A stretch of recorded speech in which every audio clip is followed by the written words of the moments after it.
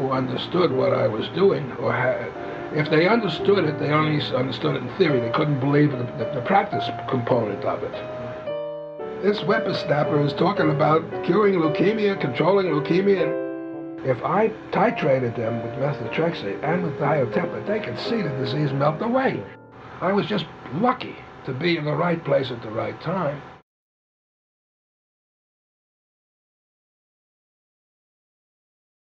The very first time I met Ezra Greenspan was when I was a resident at Francis Delafield Hospital, which was Columbia University's cancer hospital in the city of New York. It's no longer existent. And Ezra came as a visiting fireman to comment on rounds and criticize, and indeed he did criticize because we were managing a patient with Hodgkin's disease. This is now 1951, before extended field radiotherapy or really good chemotherapy was recognized. And Ezra had an advanced view of more extended fields of radiotherapy, and he certainly knew a great deal, even at that time, and was moderately impressive to residents, myself included, who felt duly chastised for not understanding it in the same way he did. Oh, yes, I first met Ezra when I was a medical resident back in 1965, just before I went into the service, and he was a sole figure giving chemotherapy, wasn't very respected, and the residents called it, "Here comes poison control." And it had a profound impact on me because I happened to take care of one of his patients, and the patient had metastatic breast cancer and a chest full of lesions, and in those days people stayed in for several days. They didn't go home the day before they got in as they do today. And lo and behold, this patient very quickly and dramatically got better. And then when I got into the service, I saw a similar case, and I didn't use 3 drugs. I didn't want them to think I was totally crazy because no one accepted what Ezra was doing. So I used 5-fluorouracil and gave the patient a prescription for some Cytoxan pills. And lo and behold, the patient did get better. He headed at the time the Division of Medical Oncology, and I went to his office where he sat down and in his inimicable voice said, "Jonathan, let me show you these papers, the work we've done, combination chemotherapy." And coming from the institution where Sidney Farber had come from, this was a revelation to learn about the work that he had done at the same time. They were colleagues and, I believe, rivals, sort of like the Red Sox and Yankees. But they all had the same idea, to win the fight against cancer. I remember meeting Ezra Greenspan very well. I was a fellow in hematology, medical oncology, and I was the one person at Francis Delafield Hospital, which was part of Columbia University, that dealt with solid tumors. And I went to a conference that was being held at Mount Sinai that was hosted by Ezra Greenspan, and he actually gave the introductory talk and then introduced the main speaker of the evening, which that was Dr. Fred Ansfield from the University of Wisconsin, who was a pioneer in the use of 5-fluorouracil. I was here for about a week, and Ezra called me, and he said, "Itzkowitz," he said, "I hear you're doing cancer research. We have to have lunch." So I said, "Fine, Dr. Greenspan, I'd love to have lunch." So we went to the dining room at Mount Sinai, and we had lunch, and he was asking me about my research. And at the end of the lunch, he said, "How would you like to get funding from the Chemotherapy Foundation?" I said, "That would be fantastic." And ever since then, every year, my laboratory work has gotten funded from the Chemotherapy Foundation.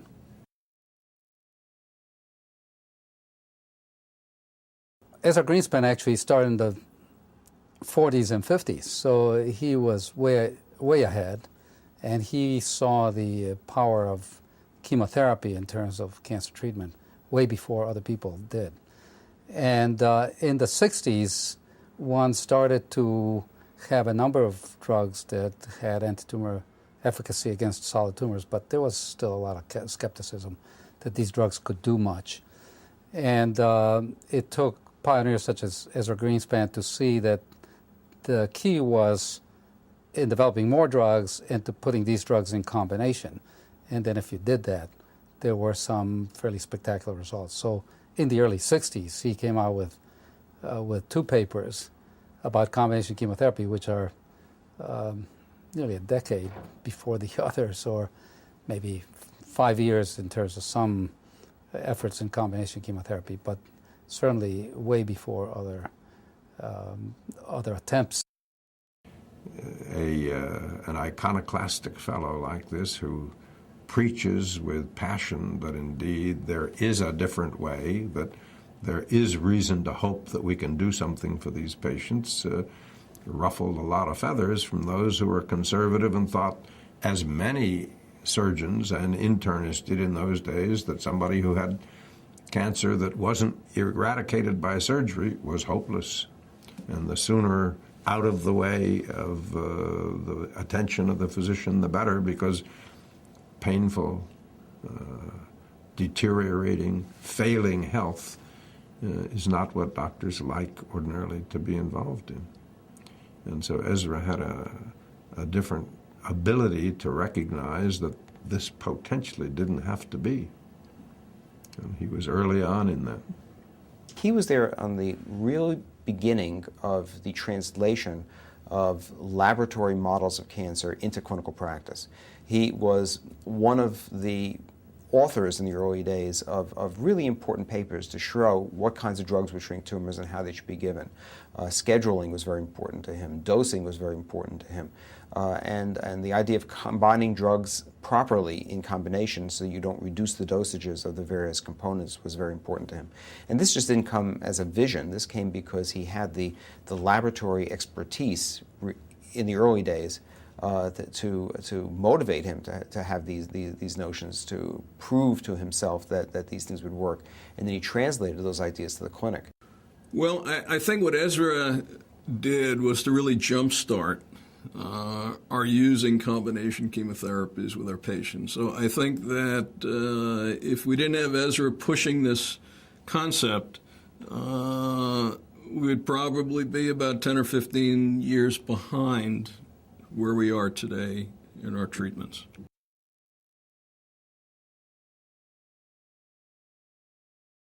Ezra, having done studies in ovarian cancer and breast cancer, submitted the first paper in breast cancer to a very well-recognized internal medicine journal, and it was refused for publication because the reviewer said that this was really quite impossible and that this fellow had just reversed the pictures. He actually showed me the rejections from the Annals of Internal Medicine, and this was in about the early 80s, when everyone had realized he had been right, and Bonadonna has published his CMF, and Cooper was recognized as being a very, very good regimen.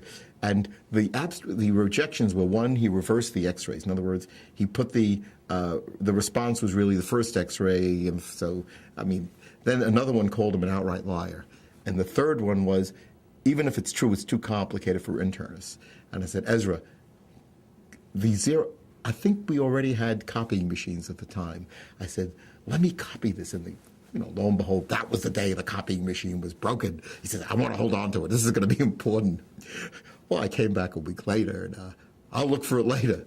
I mentioned it 2 or 3 times, and then 15 years later, I kid him, Ezra, I think you lost it. He shook his head and said he did. I pleaded with Ezra to go through his files and find that letter of rejection, because I thought it would be a wonderful fillip at this stage in life to republish it, but he couldn't find it. But he then submitted it to the Mount Sinai Journal, and it's a very impressive regression of metastatic cancer in the lung from breast cancer using methotrexate and thiotepa. And for many years, that was an acceptable treatment program. The concepts are still very real, and using an antimetabolite and an alkylating agent together is still very much on the front burner. It would have been nice for people to learn something, to see how arrogant people could be in rejecting something that was worthwhile. And I think we all could have learned something, in seeing how the in crowd of that time had rejected him and what they actually wrote publicly.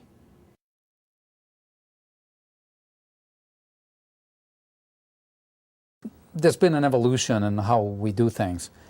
For example, though, Ezra Greenspan was instrumental in doing clinical research. His first clinical research actually was when he was a house staff or a resident in the service of Isidore Snapper at Mount Sinai, and he did the initial observations using this drug called stilbamidine in multiple myeloma, which is one of the first clinical trials of chemotherapy to be done in a malignant disease. Ezra was profoundly influenced by Snapper, who was his professor, but not just Snapper, his other colleagues earlier on at Sinai, Dr. Burson as well. Snapper was his surrogate father. He had a picture of Snapper in his office. He always would quote him. And when Snapper died, he was very upset that there wasn't a funeral or people had forgotten the great physician he was. He felt very bad that his mentor and Snapper was really his role model. People had forgotten about him. And he also had a picture of Saul Burson, who was the chief of medicine, who should have won the Nobel Prize when Raziawa won it. And he always displayed it in his office. And one of my most touching moments in medicine was when I saw a physician who was Saul Burson's brother-in-law, who unfortunately had pancreatic cancer, and he came in with Saul Burson's wife. And she said to me, nobody remembers Saul.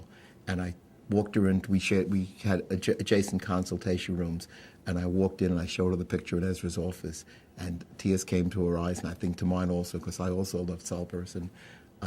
And she said, it's nice to see somebody still remembers him. And there was a certain allegiance to people who were very bright, who he respected. For my talking with the patients who I've taken over from Ezra, he was able to instill in these patients a desire to fight against cancer. I think that he instilled in families the fact that cancer is not a death sentence, that many of patients with cancer today should be looked at as having a chronic disease, not a disease that's going to take their life from them. And many of the patients who were treated by Ezra tell me that it was this relationship between them and Ezra that really kept them going, because a lot of the side effects in the early years were very difficult for patients to handle. And without this ability to talk freely with their doctors about what they were going through, many of the patients felt they never would have made it without him. So to the patients who I've seen, he was a lifesaver to them. And it's a wonderful feeling to take care of patients who have had this relationship with another doctor. He was interested in actually caring for patients, the classical hands-on doctor who was there for the patient, who was available to the patient, who could hold hands, who was wise, who could be the patient's advocate as well as a source of information.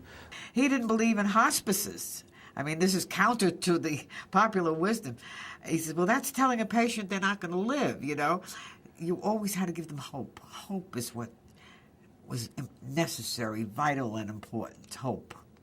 He was the ultimate optimist in terms of approach to the field in general and for any given patient. Every patient walked out of his office thinking that they were in the best hands and they were going to be okay.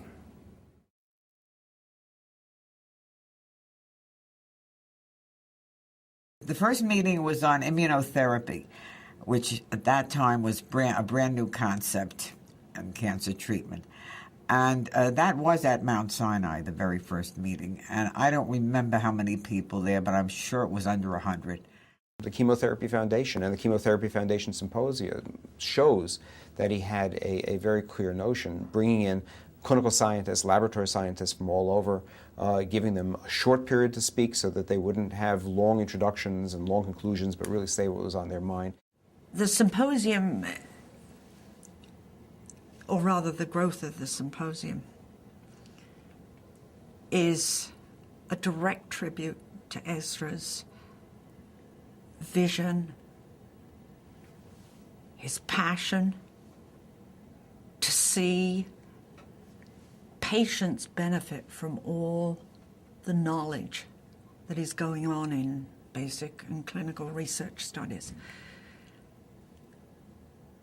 But they're of no value if they don't reach the patient. And so whether it was through the Foundation's research grant program or the objective of the symposium was always aimed,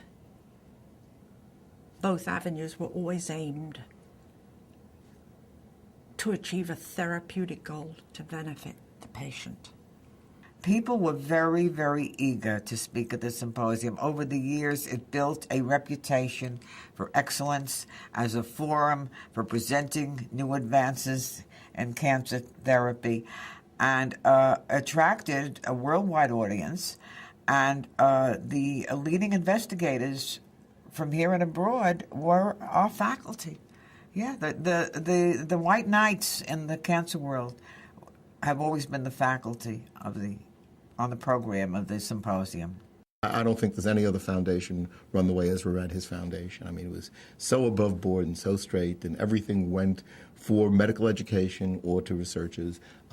If he thought anyone was good, they got the money. I mean, it was basically, and I think that's one of the reasons for the success of the meeting. I think people appreciated the fact that it was based on merit and not, who you knew or what happened. He'd ask your opinion, who do you think is good? And this was another unique thing about Ezra. He'd like to take credit, but not only for the good stuff. He'd ask your opinion on someone, and if they were very good, he'd say, gee, I knew he'd be good. But if they were bad, he'd say, what a mistake I made. He forgot that, it was very interesting. It was, some people who didn't know him well might think he was trying to take credit, but he took blame also. He was willing to take a chance on young investigators who were not proven. But based upon their ideas, he would give them support. And many times Ezra was able to predict which of the young investigators would be successful, and over the years, these investigators have gone on to more than satisfy Ezra's wishes.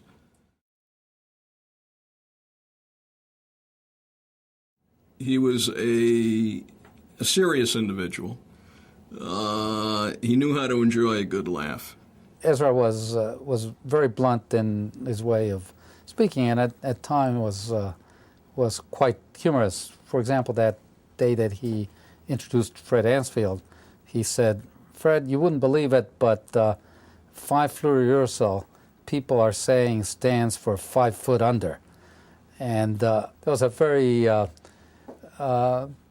personal way of putting things, and it actually resonated in the audience. Of course, there was a whole uproar, but he was not beyond being irreverent a lot of times. He just let it get out.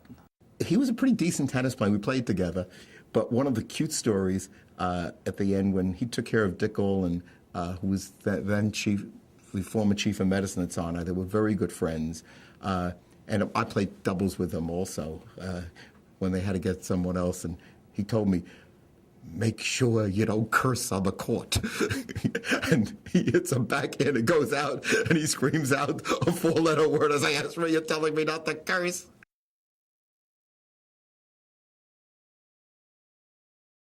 He had a booming voice that would always come up with wonderful questions. His gruff voice was the only thing gruff about him in reality. I think otherwise he was quite a refined and quite an intellect in somewhat of a gruff exterior, but that was all exterior. Interiorly, he was, I believe, a genuinely warm and very caring person. It was the way he said things, with personal assurance, with absolute certainty, with no doubts at all.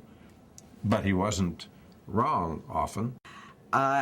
We'd be writing papers, and he'd come up with a word like chemoprevention. And I'd say, but that's not a word. And he'd say, but it is now.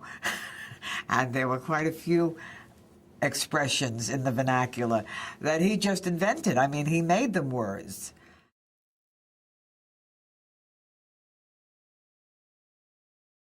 When the history of oncology is written, as people are doing right now, when the history of medicine is written in its comprehensive nature, there's clearly a place for Ezra there. And what more can you ask for in life but to be part of the history of something as noble as helping people with cancer? He loved competence. He worshipped excellence, and he would get emotionally carried away when he saw some researcher, some young person who he felt had a clue, had an idea, had a germ of a theory that was going to make a difference in the treatment of cancer patients. He took on the heavy duty of exploring patients with metastatic cancer that others would have assumed were hopeless, and he provided hope and evidence that one could indeed change the course of their disease and illness by chemotherapy. So life goes on because of Ezra Greenspan.